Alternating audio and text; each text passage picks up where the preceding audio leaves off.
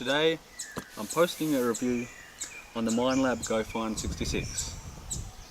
It's not a bad detector, could be more durable, but it does the job. It works and it even comes with stickers. I think it's good and convenient.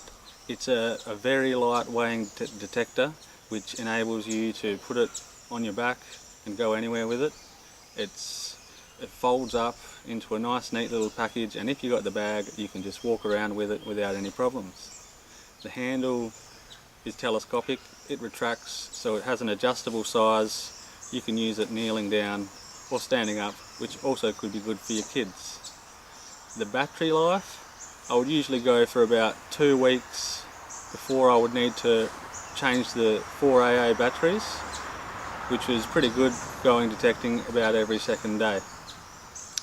It does the job, you can find stuff with it, and it does discriminate well most of the time when you're not pinpointing. So it will find, if there's something there, you will find it. It does come with this great little plastic spade, which I managed to take about 1 inch off the end throughout I think I had it for about 6 months before it started to fail. So I do like the little spade, which I still will use when I get my next detector. It comes with a 12 months warranty, which is actually very good because mine did fail and I'm not 100% sure on the reason, but I suspect it was some kind of water damage. So that was a few positive things. One of the main problems, which all models will suffer from, is the retractable handle has plastic little catches which for the adjustable handle, so you can change the size so it locks at different positions. So if you take this down the beach, you will get sand in it, and if you get sand in that handle, they act like sandpaper and they do wear out the little plastic notches. So eventually, over time, it will no longer catch and the arm will just slide around a bit, which isn't very, it's not a very good quality, but you can fix this by putting a screw or some kind of pin in the handle to hold it in place if you were gonna continually use it for a long period of time, like I did, which I didn't end up putting a screw in it because it failed in the end anyway. One of the problems I had with the detector was the pinpoint function doesn't discriminate. So if you're in an area with lots of rubbish and you are trying to pinpoint one particular item, you cannot turn off the pinpointer function for iron if you're trying to find something that was not iron. So you have that issue there, but it does work well, the pinpointer function. This particular detector does not work well near water. So if you're about within 30 centimeters of soil depth on a shoreline where there's moisture in the soil, you will be getting false signals quite a lot, and it's hard to find anything. However, you can still pinpoint close to water, and you will be able to see if there is an item close to the surface. You will be able to pick it up with the pinpoint function. It does not like water. I mean, it goes in the water okay up to the handle, but you will constantly get false signals. Unless the water is really smooth, you will constantly get false signals, and I found the only real way to find something in the water was with the pinpoint function.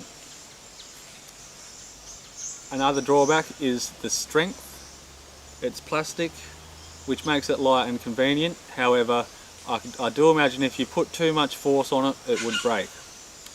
So it did work very well for me over the 6 months that I had it, and Minelab did replace my model with the exact same model with no questions asked after they discovered the fault. So I will just go through a few little things that I found and wrap this up shortly, but it does work. So let's have a look here.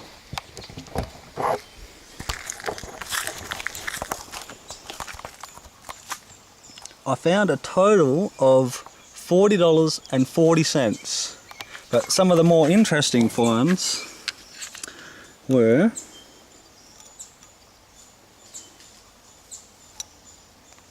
this is my favourite, a slouch hat badge from I think World War II.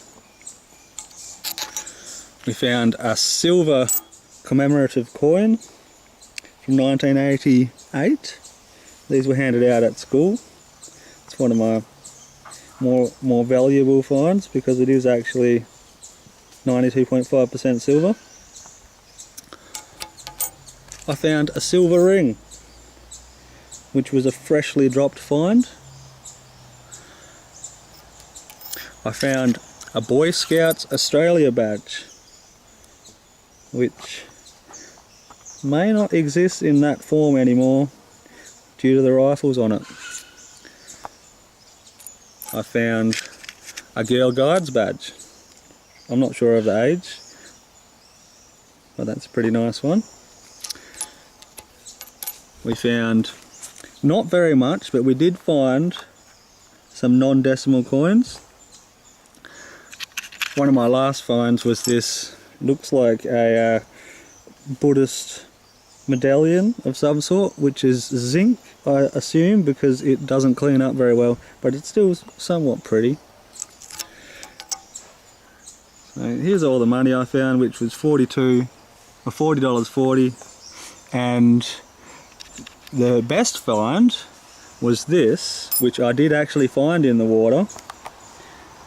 This is a gold-plated copper contact that I suspect used to be on a boat for some reason, and that's real gold, and that was found in the water using the pinpoint function. Not sure how much gold's in that, but not a great deal. It's still gold. Can't really pick it up very well on the camera, but it looks gold from here.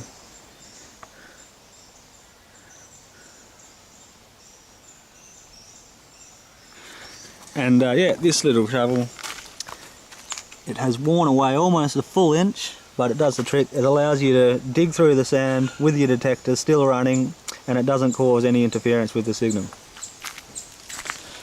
So I do think the Gofind 66 is a great entry-level detector, great for kids. However, if you're going to use it a lot, it will fail eventually. But if you do use it within that first 12 months, they will replace it. I am going to sell this in order to upgrade to a better model. Oh yeah, and we can't forget the little pocket knife that I found, and I still use this quite a bit, and it's not in too bad condition, but that is probably one of my more valuable finds. You can see the corrosion there. But no, that works fine. So, you know, you will find it. If it's there, you will find it. Cheerio.